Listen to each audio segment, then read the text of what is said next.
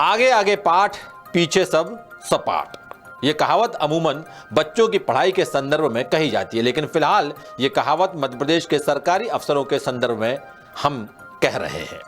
हिंदुस्तान का दिल यानी मध्य प्रदेश इन दिनों शिक्षा की प्रयोगशाला बना हुआ है। हर साल 6 महीने में एक नया आदेश आता है और पुराने आदेशों पर धूल चढ़ जाती है, यानी वही आगे पाठ पीछे सपाट। हुक्मरानों ने शिक्षा जैसे बुनियादी मुद्दे को मजाक बनाकर रख दिया है।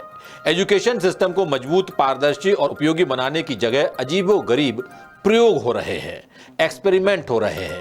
ताजा मामला सरकारी स्कूलों को कारपोरेट घरानों यानी निजी हाथों को सौंपने की तैयारी से जुड़ा हुआ है। यानी मध्य प्रदेश के सरकारी स्कूलों को अब बड़े स्कूल संचालक, निजी एजेंसियां या कारपोरेट घराने पब्लिक प्राइवेट पार्टनरशिप यानी पीपीपी मोड पर चलाएंगे। इससे पहले भी सरकार 5 तरह के स्कूलों का कॉन्सेप्ट ला चुकी है। उनका क्या हुआ अंजाम और प्रदेश का शिक्षा विभाग कैसे बन रहा है प्रयोगशाला, बता रहे हैं द सूत्र के एडिटर रविकांत दीक्षित।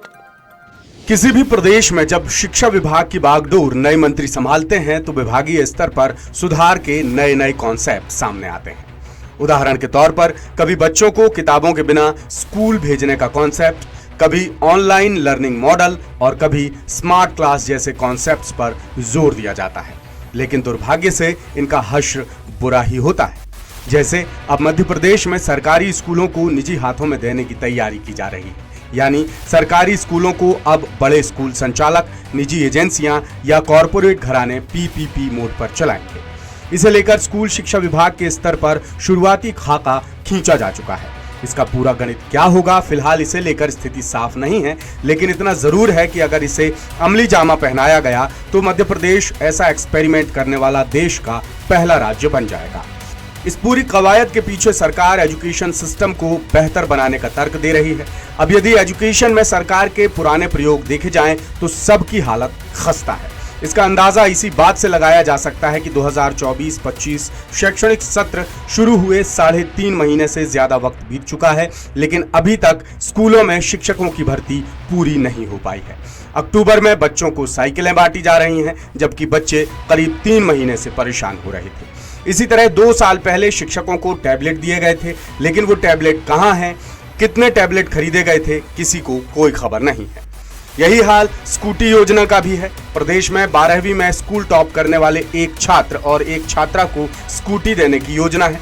बीते साल सूबे में 7,790 स्टूडेंट्स को स्कूटी दी गई थी, जिस पर 79 करोड़ रुपए खर्च किए गए थे। इस बार 25,000 से ज्यादा टॉपर्स स्कूटी योजना के लिए पात्र हैं, लेकिन योजना को लेकर कोई काम होता नजर नहीं आता। सरकारी स्कूलों में 12वीं में 75% से ज्यादा अंक पाने वाले बच्चों को लैपटॉप देने के लिए 25,000 रुपए देने का प्रावधान है।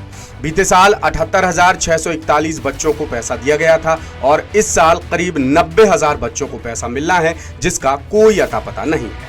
अब इन तमाम हालातों के बीच सरकारी स्कूलों को निजी हाथों में सौंपने की तैयारी की जा रही है, जिसका प्रस्ताव जल्द ही मुख्यमंत्री डॉक्टर मोहन यादव के सामने रखा जाएगा, जिसके बाद मुख्यमंत्री इस पर फैसला करेंगे।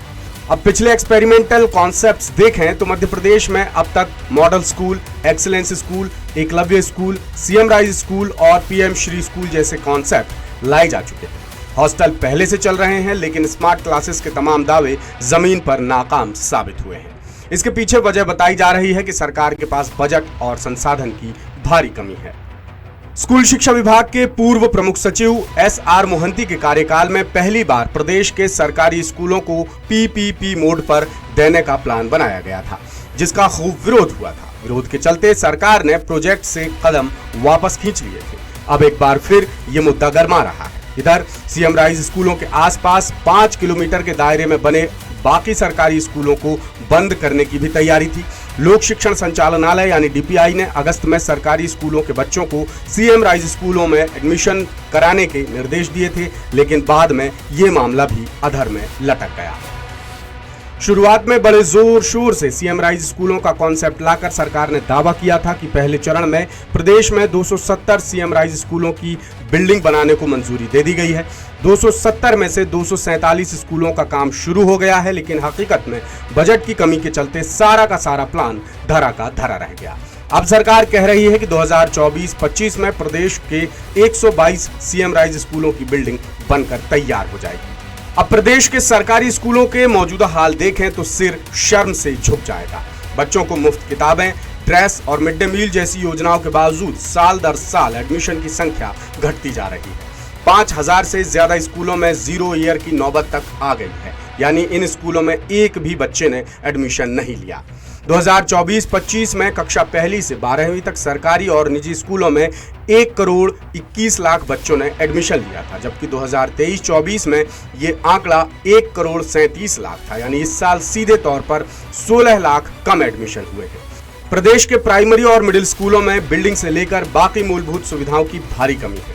6000 से ज्यादा स्कूलों की बिल्डिंग जर्जर हालत में है और करीब 21,000 स्कूल एक शिक्षक के भरोसे चल रहे हैं।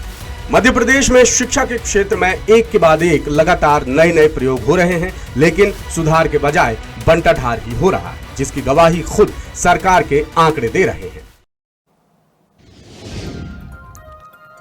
10 सूत्र किसी भी तरह के बदलाव के विरोध में नहीं है, बशर्ते बदलाव का मकसद सिर्फ और सिर्फ जनहित हो।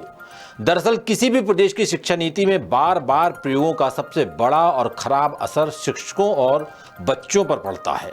जब तक शिक्षक एक नई नीति के साथ तालमेल बैठाते हैं, कोई नया प्रयोग उनकी पिछली तैयारियों को बर्बाद कर देता है, उन पर पानी फेर देता है। साथ ही बच्चों की पढ़ाई पर भी इसका बुरा असर पड़ता है। बच्चों की मानसिकता और परीक्षा के नतीजे भी बिगड़ते हैं। शिक्षा के क्षेत्र में अस्थिरता को खत्म करने के लिए सरकार को दूरगामी योजनाएं बनाकर चरणबद्ध तरीके से लागू करना चाहिए। फिर भले ही सरकार बदले, मुख्यमंत्री बदले, लेकिन ये जो पॉलिसीज हैं वो नहीं बदलनी चाहिए। साथ ही शिक्षा नीतियों के क्रियान्वयन में राजनीतिक हस्तक्षेप भी बंद होना चाहिए। इस बात का भी ख्याल रखना चाहिए ताकि नए मंत्री के आने से विभागीय योजनाओं में कोई बदलाव ना हो। किसी भी प्रयोग का मकसद सकारात्मक बदलाव ही होना चाहिए, ना कि नई चुनौतियां पैदा करना। लेकिन मध्य प्रदेश में उल्टी धारा बहाकर शिक्षा व्यवस्था में बार बार प्रयोग पर प्रयोग किए जा रहे हैं, जिसका असर अच्छा तो कतई नहीं कहा जा सकता। और इसी मुद्दे से जुड़ा हमारा आज का सवाल भी है कि क्या मध्य प्रदेश के सरकारी स्कूलों को निजी हाथों में सौंपने से शिक्षा व्यवस्था में वाकई सुधार होगा? आपके पास विकल्प है हाँ और दूसरा विकल्प है नहीं। इस सवाल का जवाब आप हमारे तमाम डिजिटल मीडिया प्लेटफॉर्म पर जाकर दे सकते हैं, और कुछ कहना चाहते हैं तो आप अपनी बात बेझिझक कमेंट बॉक्स में भी लिख सकते हैं। और सूत्रधार के पिछले एपिसोड में हमने आपको खबर दिखाई थी कि शिक्षक भर्ती की काउंसलिंग पूरी होने के बावजूद शिक्षकों के 62% पद खाली रह गए हैं। दूसरी तरफ वेटिंग शिक्षक 8 नवंबर को पद वृद्धि की मांग लेकर महाआंदोलन करने वाले हैं। इसी मुद्दे को लेकर हमने सवाल पूछा था कि क्या वाकई मध्य प्रदेश में शिक्षक भर्ती का मामला एक अंतहीन कहानी बन गया है, अंतहीन विवाद बन गया है? और इसके जवाब में 93% लोगों ने, 93% लोगों ने कहा है हाँ, और सिर्फ 7% 7% लोग बोले हैं नहीं। लेटेस्ट, इन्वेस्टिगेटिव और इन डेप्थ खबरें देखने के लिए ज्वाइन कीजिए 10 सूत्र का व्हाट्सएप चैनल, सब्सक्राइब कीजिए यूट्यूब चैनल, लाइक कीजिए फेसबुक पेज और पढ़ते रहिए वेबसाइट www.dasudr.com।